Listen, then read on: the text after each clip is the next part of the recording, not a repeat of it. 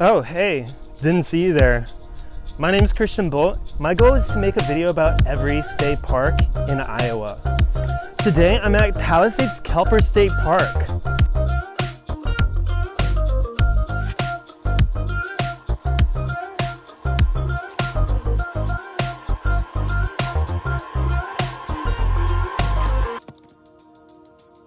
So no joking around, Palisades-Kalper State Park is actually my favorite state park within Iowa, at least at the current moment. Woo! It's my favorite state park because, for one, it's pretty close to Iowa City, and I think that this is the most rewarding and valuable state park that there is, at least to me. There isn't really a place to swim here. You can kind of dip your feet in the water and kind of go out here, but Cedar River does have strong currents. And there's also a dam right down the way, so So if you do end up coming here, you don't want to get caught in the currents and have to try to evade that dam down there. You could get yourself hurt or injured. We don't want that. We don't need that. Palisades-Kalper State Park is good for a lot of reasons. My favorite reasons to come here is for a nice hike and to possibly camp. To be honest, I haven't camped here yet, but the campgrounds seem to be some of the nicer campgrounds with well-spaced sites, most of them having electric, and not being the most expensive campsites in the world.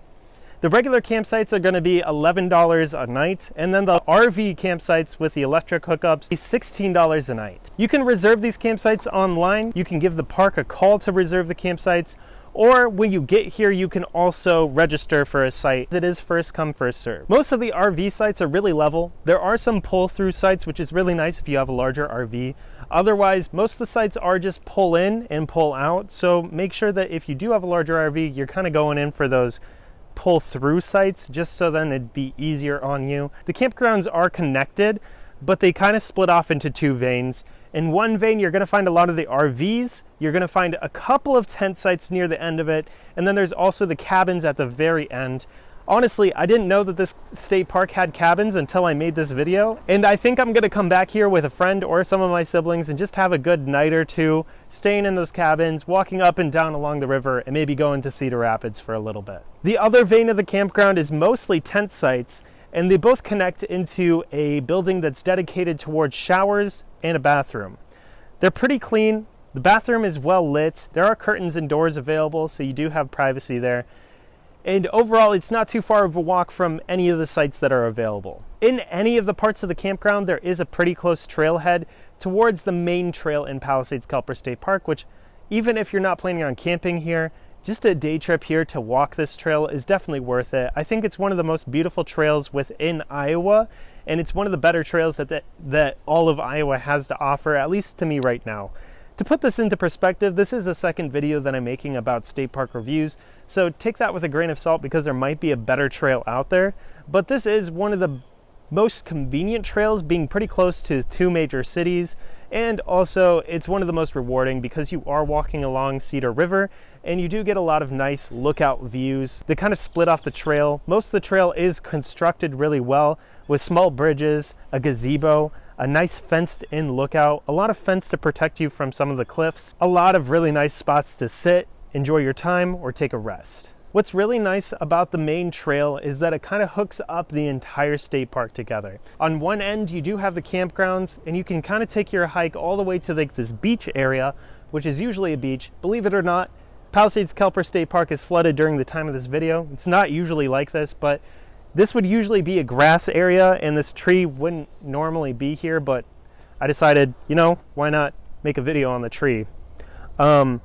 So this would usually be a nice spot to just relax and chill, maybe sit down with a towel and enjoy the view with the bluffs on the other side of the river. Today it's flooded just about 1 to 2 feet. Part of the road is actually blocked off down there, which usually wouldn't be blocked off, which would give you access to a nice fishing spot and the boat landing. This is the main park of this state park where you get to just kind of sit here and chill. So right now it's flooded, but just normally it wouldn't be flooded like this. During the fall, it actually drains out a lot. You can actually go out there and climb around.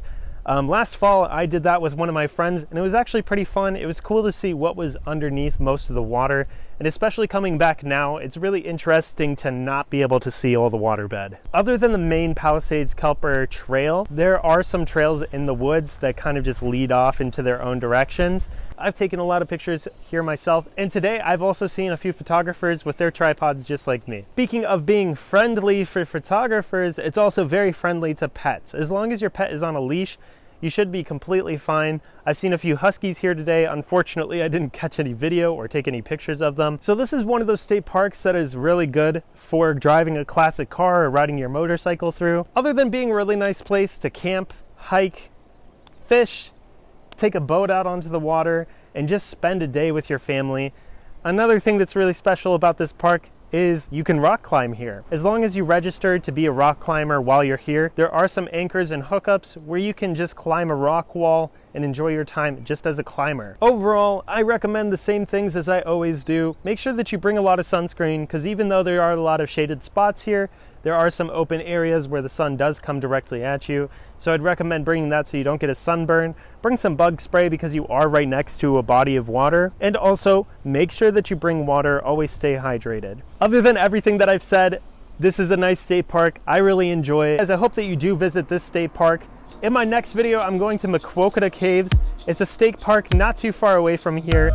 So if you're looking for a really awesome experience, especially going underground and into caves where you can go into smaller crawl spaces, my next video is going to be really interesting for you. So I hope that you stick around, stay for the next video that's going to be coming in about a week. Thank you for watching this one, and I'll see you in the next video. This was actually a really cool location. The water's gotten colder. Did you subscribe or click on these videos? You should. That one's good. Actually, this is a playlist, that's a video.